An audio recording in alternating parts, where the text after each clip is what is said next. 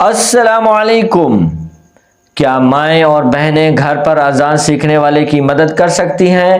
یہ ایک اہم سوال ہے، آج ہم اس پر بات کریں گے۔ کیا خواتین اذان دے سکتی ہیں؟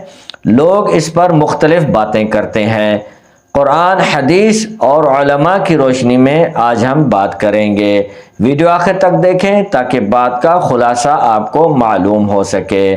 اذان دینا مرد کی ذمہ داری کیوں؟ نبی اکرم صلی اللہ علیہ وسلم نے فرمایا، جب نماز کا وقت ہو تو تم میں سے کوئی اذان دے۔ اس میں حکم مردوں کے لیے تھا، عورتوں کا کوئی ذکر نہیں۔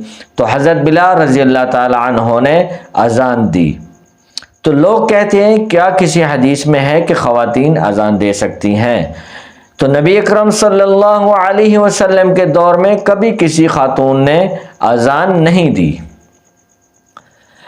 کچھ علماء یہ بھی کہتے ہیں کہ اگر عورت گھر پر اکیلی ہو تو اقامت کہہ سکتی ہے۔ مکہ، مدینہ، انڈونیشیا، بنگلہ دیش، پاکستان، ان میں مرد ہی اذان دیتے ہیں۔ کسی بھی اسلامی ملک میں کبھی کسی خواتین نے اذان نہیں دی۔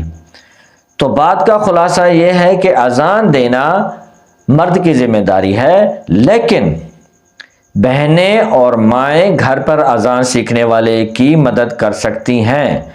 وہ بھائی یا بیٹے کو درست لفظ سکھائیں، سن کر درستگی کریں اور انہیں حوصلہ دیں۔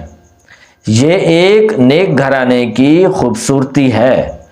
اس میں آپ کے گھر میں اذان پروان چڑھے گی۔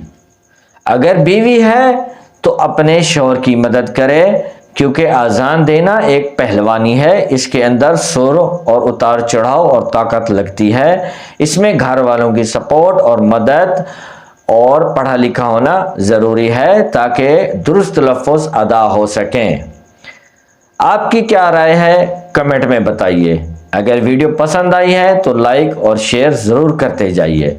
مزید ویڈیو دیکھیں، ہمیں سبسکرائب کریں۔ اگر آن لائن اذان سیکھنی ہے تو ڈسکرپشن کے اندر واٹس ایپ کا لنک موجود ہے، آپ ہم سے رابطہ کر سکتے ہیں۔ اللہ حافظ، جزاکم اللہ۔